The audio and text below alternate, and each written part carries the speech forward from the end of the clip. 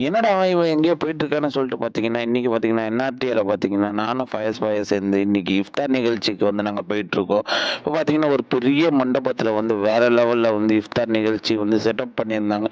First உள்ள enter ஆனோனே உள்ள பார்த்தீங்கன்னா, கோல்டன் சேர்ல வந்து விஐபி சேர்ஸ் எல்லாமே வந்து போட்டிருந்தாங்க. அப்படியே பார்க்கும்போது ஹை லுக்கா இருந்துச்சு. அப்படியே ரவுண்ட் அடிச்சு பார்த்துட்டு இருக்கோம். சின்ன சின்ன பசங்க எல்லாம் நம்ம ஊர்ல ஃபங்ஷன்ல ஓடி ஆடி விளையாடுவாங்க பாருங்க. அந்த ஃபீல் வந்து இங்க வந்து இந்த மண்டபத்துல வந்து குடுத்துச்சு. அப்படியே பார்த்துட்டு பாருங்க பசங்க எல்லாம் வேற லெவல்ல விளையாண்டுகிட்டு இருக்காங்க. இந்த ஊர்ல கல்யாணத்துலலாம் விளையாடுவாங்க பாருங்க. அதே மாதிரி இங்கேயும் பசங்க வந்து பயங்கரமா வந்து விளையாண்டுகிட்டு இருக்காங்க. சவுதி அரேபியா ரியாத்ல பார்த்தீங்கன்னா, நம்ம எல்லாத்தையும் பார்த்துட்டு அப்படியே போயிட்டு இருக்கும்போது நம்ம இந்த அளவுக்கு எல்லாத்தையும் பார்த்துட்டு இருக்கும்போது அப்படியே பார்த்தீங்கன்னா நம்ம கம்பெனிலேருந்து சாரும் அண்ணனும் வந்து வந்திருந்தாங்க. அப்படியே கொஞ்சம் கேமராமேன் வந்து வீடியோஸ் எல்லாம் எடுத்துட்டு அதுக்கப்புறம் பார்த்தீங்கன்னா இஃப்தார் ஓப்பன் பண்ற நேரம் வந்துடுச்சு. எல்லாரும் இஃப்தாருக்கு வந்து எல்லாரும் உட்காந்துட்டாங்க பிளேஸ்ல. ஆனா பாயாசம் எடுத்தேன் இஃப்தார் கிட்ட வாங்கிட்டு நேரா அப்படியே இடத்த வந்து தேடி கண்டுபிடிச்சு.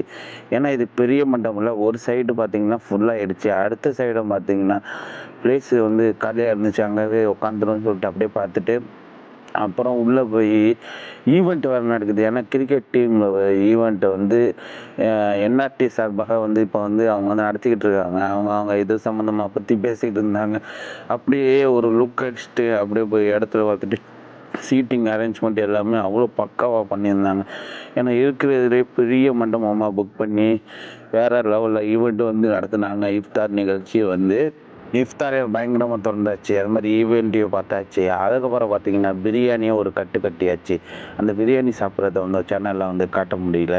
நம்ம சேனல் யாராவது புதுசா பார்க்குறீங்கன்னா மறக்காம நம்ம ஷார்ட்ஸுக்கு மறக்காம சப்ஸ்கிரைப் பண்ணி லைக் பண்ணிட்டு பாருங்க. நம்ம வீடியோக்கு சப்போர்ட் பண்ணுங்க. தேங்க் யூ ஃபார் வாட்சிங் this video. Have a nice day. We will watch next video.